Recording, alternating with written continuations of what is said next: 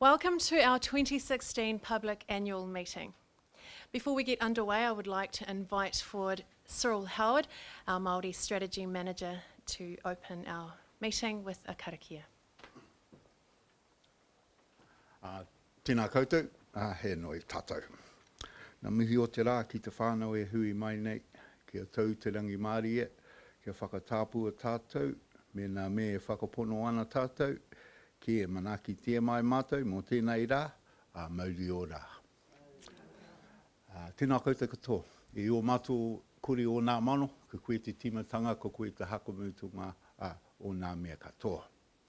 Nā mihi ki nā hunga mate, e haere atu rā, apiti hono, tātai hono, rātau te hunga wairua kia rātai. Nā mihi ki nā iwi o tāmeki o Tai Tukurau, nā mihi ki a koutou, nā mihi ki te hono o te whenua Ngāti Whātua, nā mihi mahana, nā mihi ki a koutou katoa ki nā hapuri o tāmeki o Tai Tukurau, me ki te tangata o te Wainanui, tēnā koutou katoa. Ka nui ki te hariko, mō tō koutou kai nākau, ki te aro mai ki te kōrero o te kaupapa e pāne ki tēnei hui, nō rei rā, tēnā koutou, tēnā tātou katoa.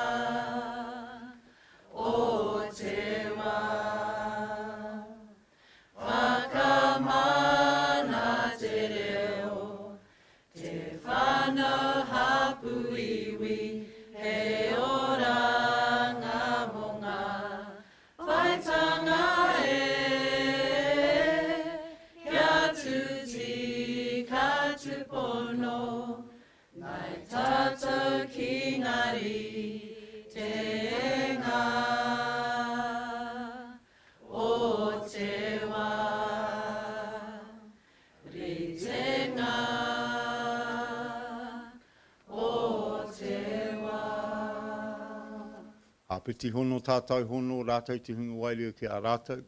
Apiti hono tātou hono, tātou te hunga o rā ki a tātou. Huri no, tēnā koutou, tēnā tātou katoa. Kia ora.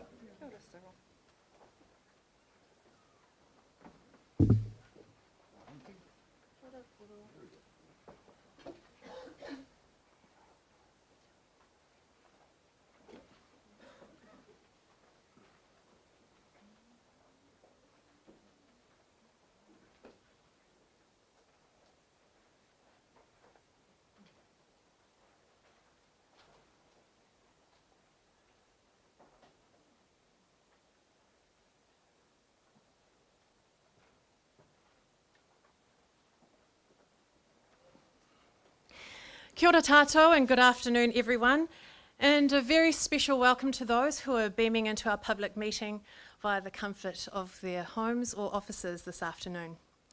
My name is Susanna Goodenbiel, the Communications Manager here at Foundation North and your MC for today.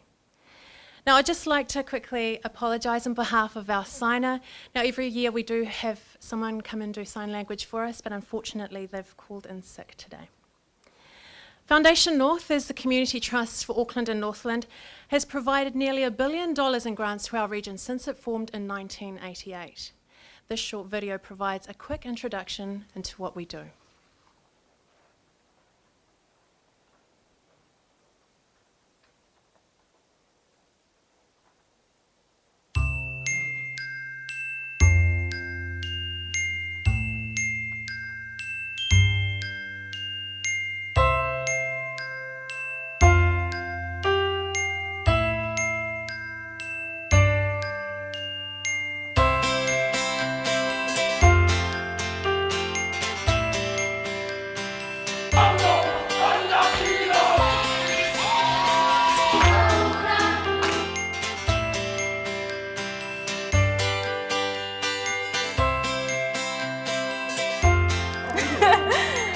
sweets, our story told.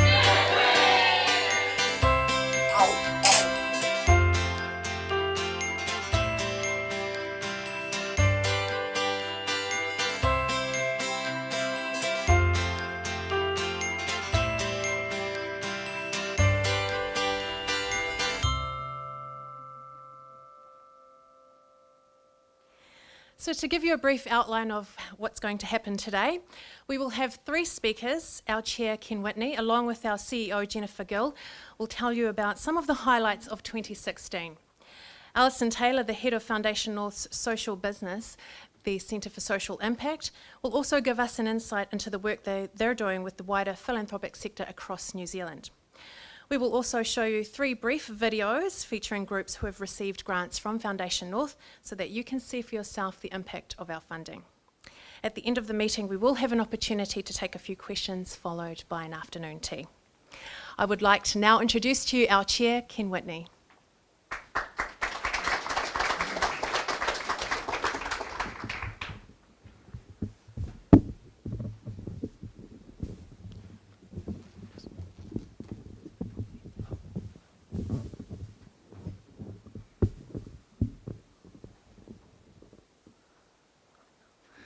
Kia ora tātou, and again welcome to Foundation North's 2016 annual public meeting. Before I talk about our year, I'd like to introduce my fellow trustees, who with luck will appear on the screen behind me.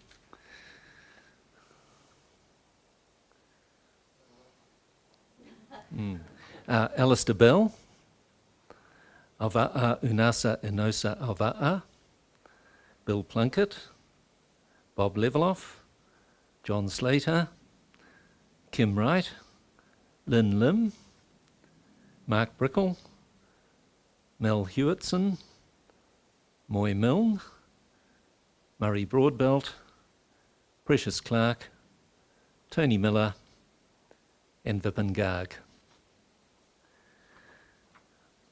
At the end of May this year, Trustee Ian McDougall retired after 2 terms, and we thank him for his dedicated service. Ian's unrivalled knowledge of South Auckland communities and his passion for serving them will be hard to replace. Over the year from 1st April 2015 to 31st March 2016, Foundation North approved 785 grants totalling $40,885,000 to not-for-profit organisations and community initiatives. Our 5-year strategy for investment in Auckland and Northland communities, which began in 2013, will see us invest around $200 million in total in our region over that period. Our grants over the last year have balanced meeting the immediate funding needs of local groups with more substantial and longer-term grants to support the work of major not-for-profit organisations investing in social innovation in our community. The Foundation's return on its investment portfolio in the last year, although a disappointing $18.4 million, or 1.2%, nevertheless exceeded its benchmarks and is in line with the returns achieved by the New Zealand Superannuation Fund. Over the last 5 years, our return has averaged 5.7% against a composite market benchmark of 4.9%.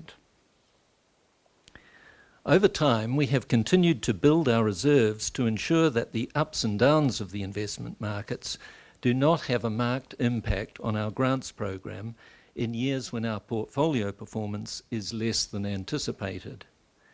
We invest for the long term, and we take a long-term view of our role as guardians of the funds entrusted to us. We have recently implemented a periodic review of the extent to which our funds are keeping pace with the growth in the population we serve, and it is pleasing to note that the amount of our endowment per head has kept pace with population growth since the Foundation was established in 1988. Our total net assets as at 31st March 2016 were $1.19 billion, down slightly from the previous year's total of $1.22 billion. From a governance perspective, two important issues focused on by the board this year were the new health and safety legislation and a review of the Foundation's risk management strategies. This work complements measures already taken to build our reserves and develop a spending policy to smooth the inevitable market swings in our investment portfolio, which is the sole source of our grants program. The Foundation makes a significant contribution to the Auckland and Northland regions through our strategic grant making. We continue to look for new ways to address important issues in our region and concluded the year with a decision to establish a $5 million initiative called the Gulf Innovation Fund Together, or GIFT, to address a major regional environmental challenge. This fund will provide up to $1 million annually over 5 years to support collaboration and innovation aimed at turning the tide of degradation in the Hauraki Gulf. The fund got underway with an innovation challenge with students from the University of Auckland who delivered some fabulous concepts. This approach is a first for us, working with a tertiary provider in this way, and we were very heartened with the results, particularly with engaging young people to find imaginative solutions to problems which affect their future. This success was a great segue into the Innovation Lab, which was held last month at the ANZ Events Centre, with some of the region's best conservation, environment, education and scientific minds who gathered for the first prototype session. The Gulf Innovation Fund is now well into the planning phase for its first round of funding in February next year. Our intention is that what is learned from this inclusive process may be applicable in the future to other regional environmental and social challenges.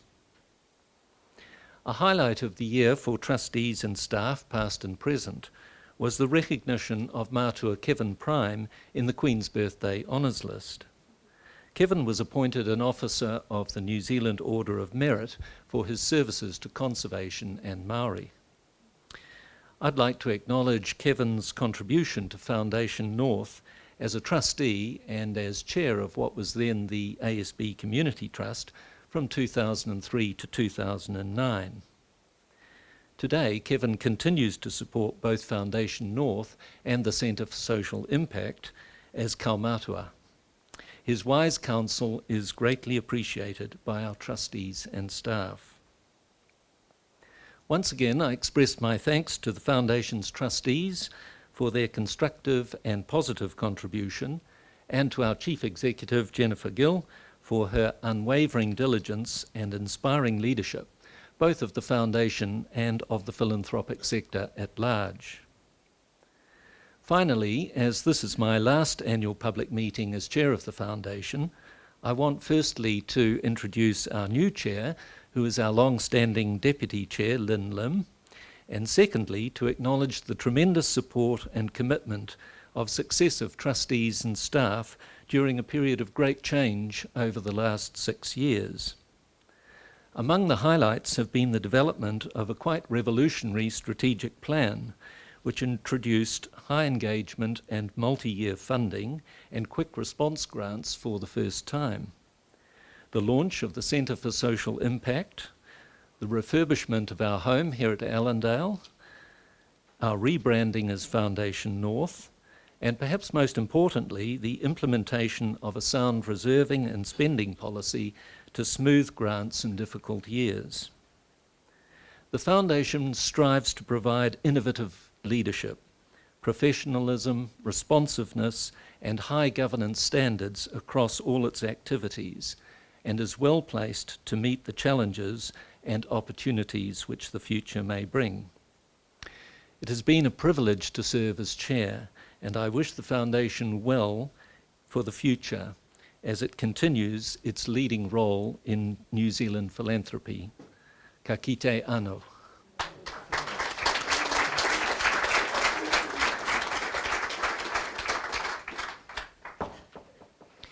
Thank you, Ken. Now, as Ken mentioned, GIFT, or Gulf Innovation Fund Together, is a new fund that was launched this year set up to ignite innovative environmental solutions that will be of intergenerational benefit for the Hauraki Gulf. Our next video is about an organisation that teaches the next generation about our marine environment. Experiencing Marine Reserves, who we made a grant of $80,000 in the last year towards, runs a program for children in the Auckland and Northland region to raise awareness and involvement in marine conservation.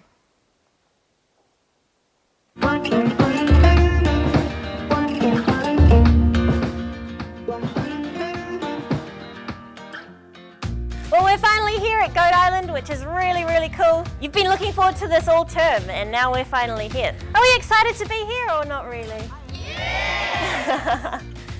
Awesome. Well, the EMR approach is information, experience, and action. And we really like to get as many people involved as we can. So it's a really good way for us to inform not just children, but also engage the wider community by including parents and whānau. The group we've got today is from Kerikeri Primary School in the far north, and they're a group of 60 children, 2 classes, and they've experienced a non-marine reserve site, and today they'll be experiencing a marine reserve. I think it's what mainly shocked me here is how diverse it is. From one second to another, you can be in a completely different landscape. Today we're at Goat Island, the first marine reserve in New Zealand, which was established in 1975. And it's going to be really neat for the kids to experience all that this marine reserve has to offer.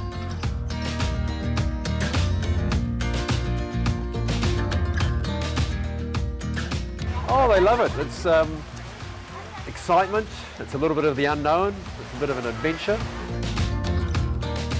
There was lots of schools of fish and lots of little hairy crabs, and it was really cool. For our 2 boys that's been here, they have the experience now to do snorkeling and see how marine life actually physically lives and experience that. That's quite unique.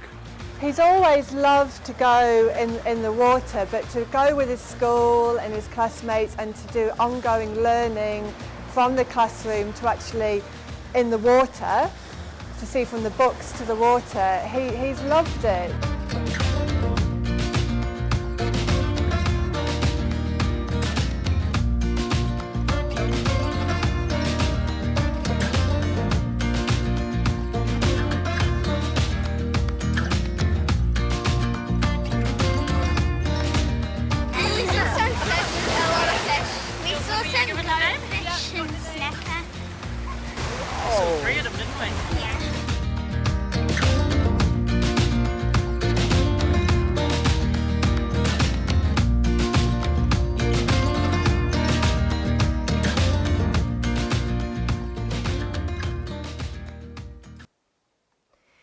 Nesting new ideas for generational change has been somewhat of a mantra for us this past year, setting the tone and drive for the Foundation's way forward. So to tell us about what other innovations are being nurtured, who also happens to be a Westpac Woman of Influence finalist for 2016, is our CEO, Jennifer Gill.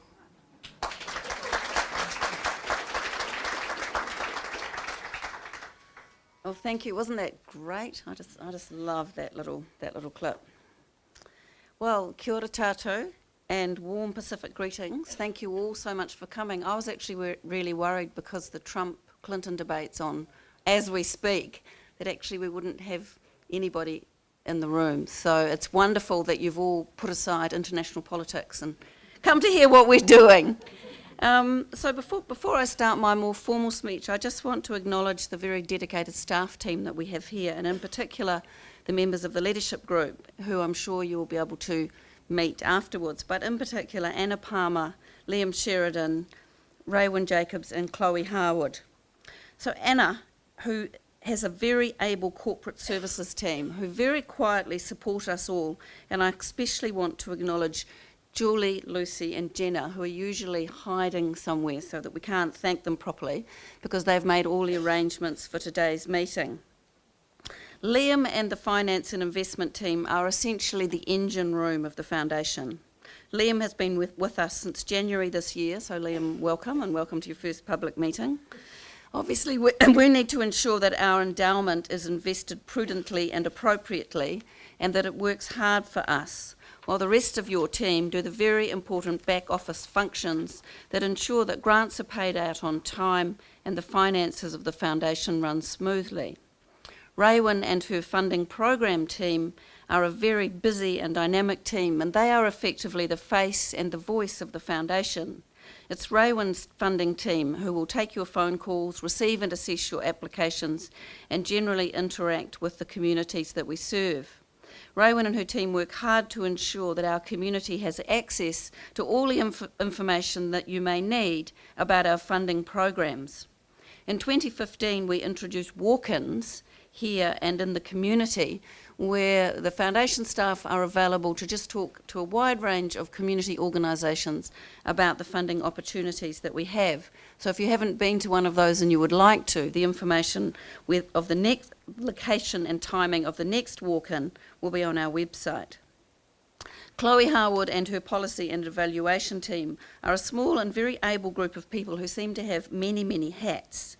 So a lot of their work is around helping staff and trustees to come to terms with the increasingly complex community needs that we serve by both measuring what we do and recording what our grantees are reporting about the impacts of our funding, and at the same time keeping us all informed about policy developments at both a national and local level. Chloe's team also includes the team who have been working hard over the past few years to develop and implement our Māori and Pacific strategies, and these are now really coming to fruition and are showing significant results for the region. And we mustn't forget to mention the small communications team of Susanna Guttenbeil, who you've met, and Robin Hickman, who have played a vital role on the planning of this meeting, but have also worked very closely with Unsworth Shepherd, who have produced this year's absolutely beautiful annual report, which you will all get a copy of to take away. So with our annual report, we've essentially divided it into two pieces, the financials and the storyboard. And the storyboard is something we're very proud of. It's a reflection of a year in the life of our region, told through some of the stories behind our grants. A full list of grants is posted regularly on our website. So our funding programs see us receiving applications for a range of initiatives across our region, for recreation and sports programs, arts and cultural events and programs, heritage projects, community building projects, environmental projects, and programs that support those most in need in our community. Our total grants expenditure, as our chair said, in 2015-16 was just under $40.1 million. So last year we received over 1,100 applications, and we were able to support 68% of those applicants. However, on a dollar basis, we're always asked for at least twice as much as we are able to grant. And that's the challenge that the trustees face every time they sit down at a grants meeting. We know that all grants are important to the groups that receive them. A $1,500 grant to a kohanga reo in South Auckland can be as significant to that community as a much larger grant to one of our larger regional partners. Major grants were made to upgrade and develop sports facilities, including to Northland Rugby, and to two of our key community partners, the Auckland Arts Festival and Coast Guard. We were also pleased to help contribute funds towards two significant regional environment projects. Firstly, we assisted the Auckland Council and DOC to purchase the Glenfern Sanctuary on Great Barrier Island through the Kotuku Peninsula Charitable Trust, and to also assist the Pukiroriro Miranda Naturalist Trust to acquire the Robert Finlay Wildlife Reserve, which is part of the beautiful bird sanctuary on the Thames coast.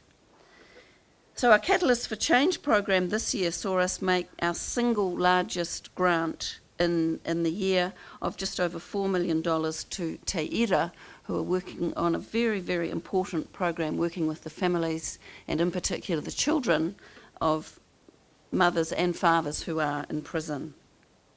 This year we made our final MPEI investment, and I'm sure you are all aware of the board's decision in 2006 to set aside $20 million to support innovative community-based projects that aim to raise levels of educational achievement of Māori and Pacific children in Auckland and Northland. The results of virtually all of the original projects are now in, and they have been truly extraordinary. We really have worked with these groups to prove that we can turn around very, very negative statistics with well-designed, well-evaluated and robustly supported community initiatives. So the final MPEI grant was made in 2015 to an organisation working across Auckland but based in Glen Innes called the Mad Ave Community Trust for the Urutapu Tamahine program. This is an innovative 2-year program aimed at young Māori wahine to help them to participate in a transformative leadership journey. So watch this space and we will report back to you on this project. As Susanna mentioned, the Foundation's social enterprise, the Centre for Social Impact, continues to thrive and is now working with community trusts and philanthropic funders across New Zealand and more recently in Australia. Alison Taylor, the head of the centre, will make a presentation to you in a few minutes. There are also many people outside of our staff who make the work of the Foundation a strong force for good in our community. Firstly, I do want to thank our trustees and hard-working committee chairs. David Jones, our legal advisor, KPMG, our auditors, Craig Fisher, John Butters, and many others who I don't have time to name today. However, there is one person who I want to mention in particular. So today is a sad day for me personally, as our chair for the past 6 years, Ken Whitney, has indicated that he will be standing down from the position of chair of the board on the 31st of October. Ken will be retiring from the board after 8 years' service in mid-2017. Ken, you have been a supportive and thoughtful board chair, bringing a large group of trustees together on a shared mission. Ken, we did ask Rose if she was able to join us today, but unfortunately she can't come till a bit later. But what I would like to give you, on behalf of the Foundation, is some flowers for Rose and just a small gift of appreciation.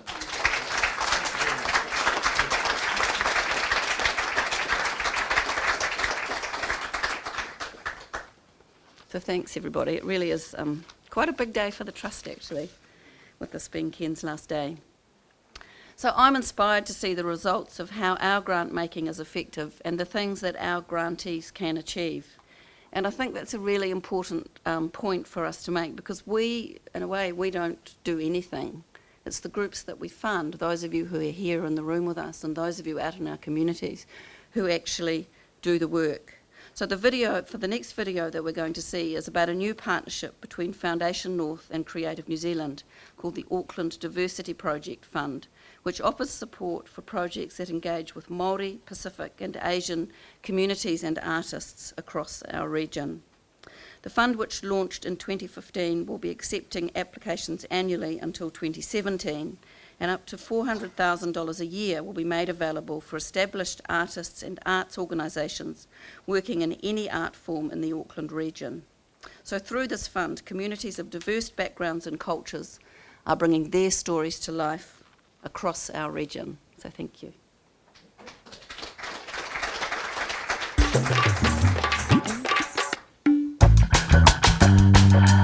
This is home for me. This is home because it's a city where so many people can dream big dreams, and they're not alone because there's communities of other people like them. Well, in Auckland, it's just that mix. It's that fusion work between Māori, Pacifica, the new Asian populations, and others that are starting to settle in New Zealand. The Diversity Project is targeted funding for Māori, Pacific and Asian artists, arts organisations and audiences in the Auckland region. So recognising that Auckland is by far the largest city in New Zealand, it is also the most diverse, and so our funding needs to respond to this diversity. So for us as an agency, that presents us with a real exciting project to sort of get in amongst it, I suppose, and try and work with those groups and provide incentives for them to maybe do things that they weren't able to do or couldn't do before without the funding that we were able to offer. End of Act 1. We see proposals that are for audience development, for Māori, Pacific and Asian audiences, and great works across different art forms, incredible collaborations between artists and arts organisations and arts infrastructure like you see around you, like IOTS Centre, Auckland Live. It takes the stress off and the pressure of finding how you're going to pay your actors.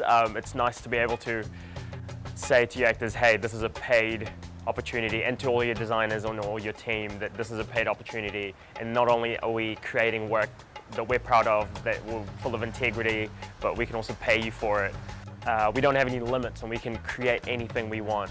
The population is not only very diverse, there's a great preponderance of younger people, particularly in South Auckland, and there's a huge amount of talent. I mean, it's just bursting at you wherever you go. So Pretty Asian Theatre is the brainchild of my friend Chai Ling and I. We conceived of it while we were training at Unitec, originally to make sure that we were employed once we left drama school, but then it sort of evolved into a platform to allow young Asian artists to have a voice in the theatre, because we both felt that it was severely lacking. Foundation North's participation is just invaluable. I mean, it's doubled our funding pool, which gives us so much more flexibility to fund those projects that might take time to develop and longer to realise. So we're very, very excited about that partnership. It's exactly the way in which we want to work.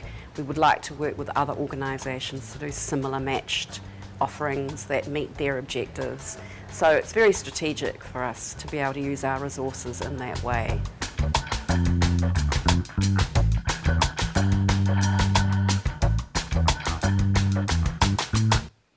Great, so we're nearly halfway through our meeting. Now, just a reminder, and especially for those who are watching our live stream, you can access these digital stories along with our financials and annual overview of our grants program from our website. A full statement of grants is also there under our News and Publications tab. The Centre for Social Impact is Foundation North's social enterprise created to help grant makers and funders invest for impact and enable community partners to turn investment into inspiring and sustainable social change. I would like to now introduce to you the head of the centre, Alison Taylor.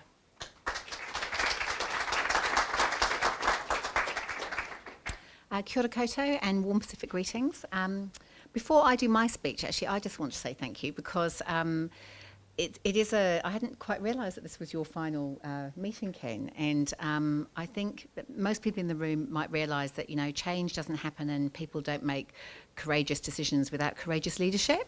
And I just want to really acknowledge Ken, you for your role. You know, the centre wouldn't exist if you hadn't led the board in agreeing to do this, and we also wouldn't have had the idea and the ability to do this, Jenny, without your leadership. So thank you both, because, you know, I wouldn't be standing here if you hadn't done such amazing jobs.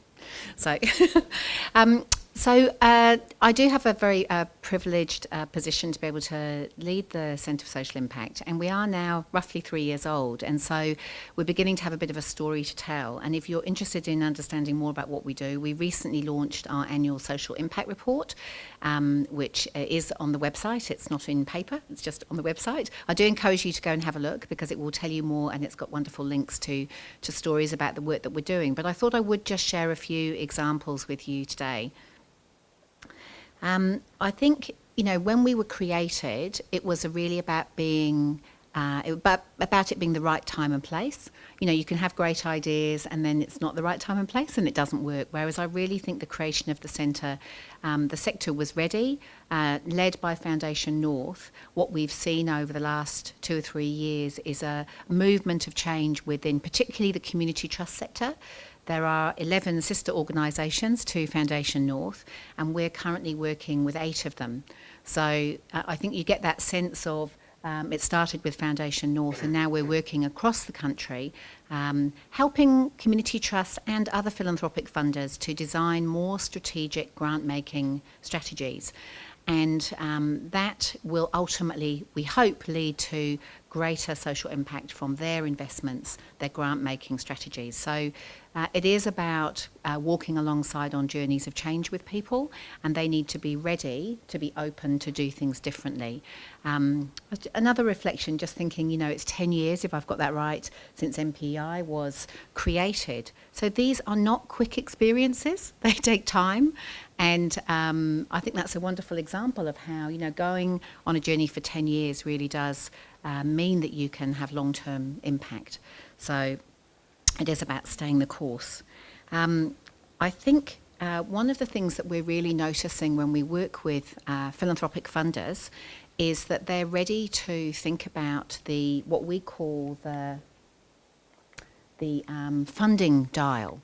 So I just want to share with you, it's a very simple tool that we use, which is about going on journeys of change from simple to complex strategies for grant making. This can also be about what funders do with their investment portfolios. And so what you see here is the movement from what we call transactional grant making, so really important everyday small grants that many of you might have received for program costs, operating costs, projects that you really want to achieve, where a small amount of money can make a huge difference to the communities that you work with, through to more strategic grants, which might be longer term, might be more about trying to do something a bit differently, might be a partnership grant. Actually, the Creative New Zealand example is probably a good one of a strategic grant, through to more innovative venture philanthropy, the high engagement funding, the long-term relationships with built-in support, and then also through to impact investing, which might mean social lending, might mean investing capital to actually help a social enterprise get off the ground to have an impact in its community. So when we talk about the funding dial, we talk about from simple to complex grant making. This usually, but not always, means that you move from short-term to longer-term investments, although sometimes you can do catalytic investment with very short-term investments to prototype ideas, such as with the GIFT program, and then when you've proven something, you move to longer-term investment. And usually what it also means is that you move from outcomes which might be more certain and clear at the beginning of a project to perhaps more a sense of possibility of what might be at a more complex end of a project, and sort of everything in between. So when we think about helping organisations work to design more strategic funding frameworks, often it's going through the layers of these different parts of the funding dial. One of the other things that I think is really interesting, and if I give you an example that isn't Foundation North, because we've heard lots of wonderful examples about how Foundation North is doing this, and we're very lucky to work with them on those projects. There's another sister organisation in the Bay of Plenty, Bay Trust, who we've been working with for 2 or 3 years. And to give you a couple of examples of how we've worked with them, we've worked through sort of deeper dive evidence-based research around how could they be an effective grant maker in the space of the first 1,000 days of a child's life, youth development, through to helping organisations that they fund, so the community organisations build their evaluation capability so that they can tell their story more effectively, so that we can produce lovely storyboards, because actually we rely on the organisations to be able to do that, to give us those stories and that information. Through to a collaboration with a number of funders in the Bay who all had a common interest around how to create a more sustainable and accessible housing environment. So again, a deeper dive piece of work as to how they could collaborate around a shared initiative. So these are all examples of, you know, the tiered funding approach that Foundation North already has, but is still quite new in other parts of the country. But Bay Trust is certainly leading the way in their region. And I think it's a journey. We're probably in year 3 of that journey, and then it will continue hopefully to support interventions in the community.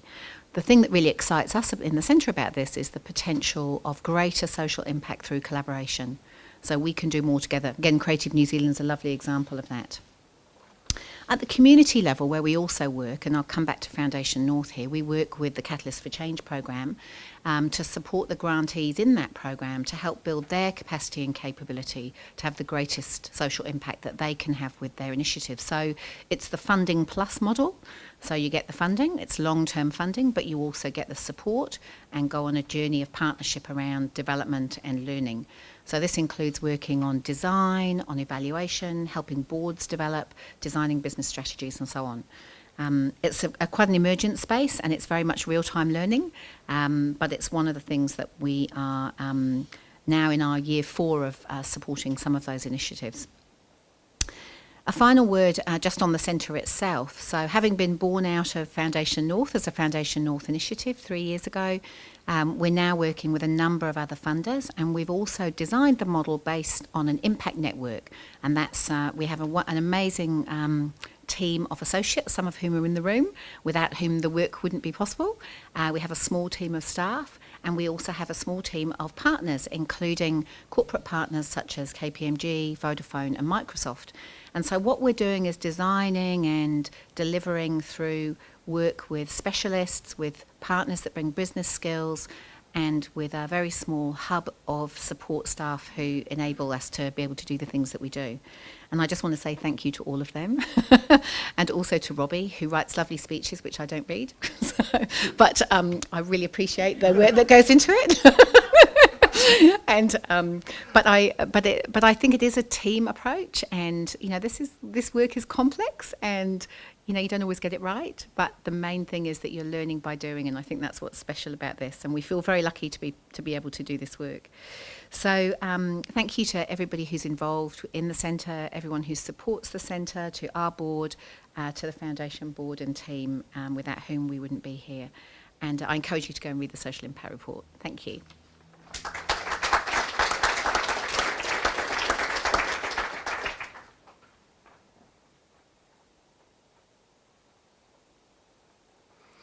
Thank you very much, Alison.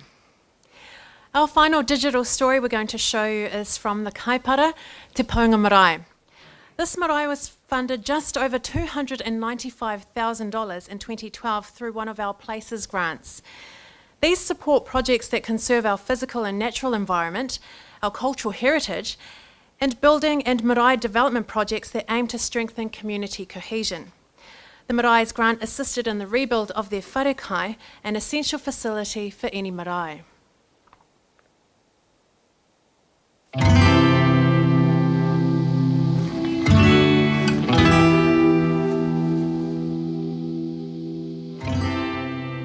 Well, this is our ancestral land, so this was gifted to my great-grandmother, and She settled here with her husband and 3 sons at that time. I was taken away and raised elsewhere by my dad's father. But I always came back here as a child to live with my grandmother. We all respected her. She was the matriarch of this place. So she ruled the roost. And we have returned to live in Kaiwaka.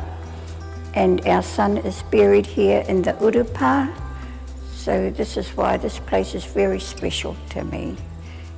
The aroha, the way people took me in when I first came here many, many years ago. To me, it's home. I love the place. And I remember we used to cook everything on the fire, and in these big cast iron pots, and everything was just grand. Everything was a stew, but it was always hot and it was always plentiful.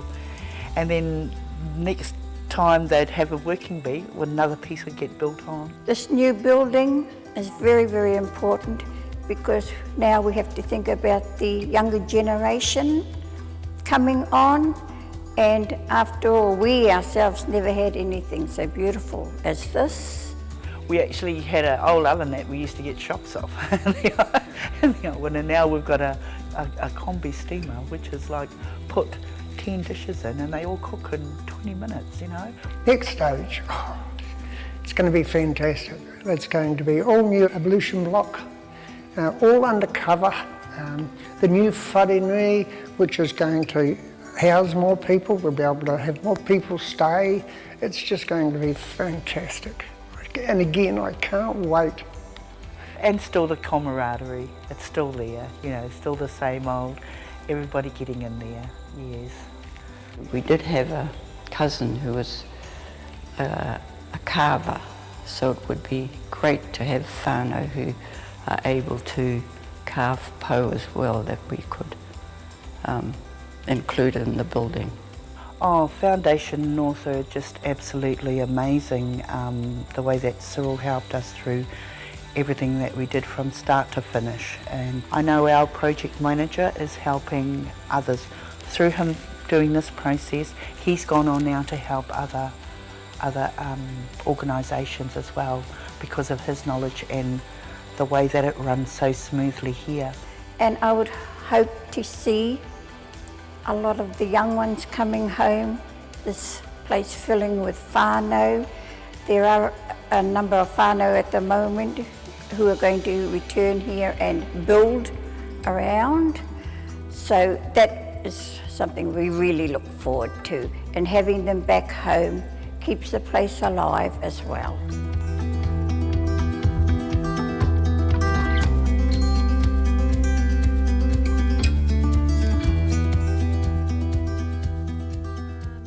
I'd like to thank you all for joining us, and then finally I'd like to ask Cyril Howard, our Māori Strategy Manager, to close our meeting with a karakia. Susanna also forgot to add, I'll also do a blessing for our kai. We've got a kai, so after this, please join us for a bit of afternoon tea. Kia ora. He noi tata. Kia tata katoa, te ata whai tō tātou reki a ihi karaite. Me te aro e tātua, me te whiwhinga tahitanga ki te wairua tapu, ake āmene. I te atua, manake tēnei kai, mō mātou tinana, kui karaite, huka te mātou. Kai whakaura, āmene. Kia ora.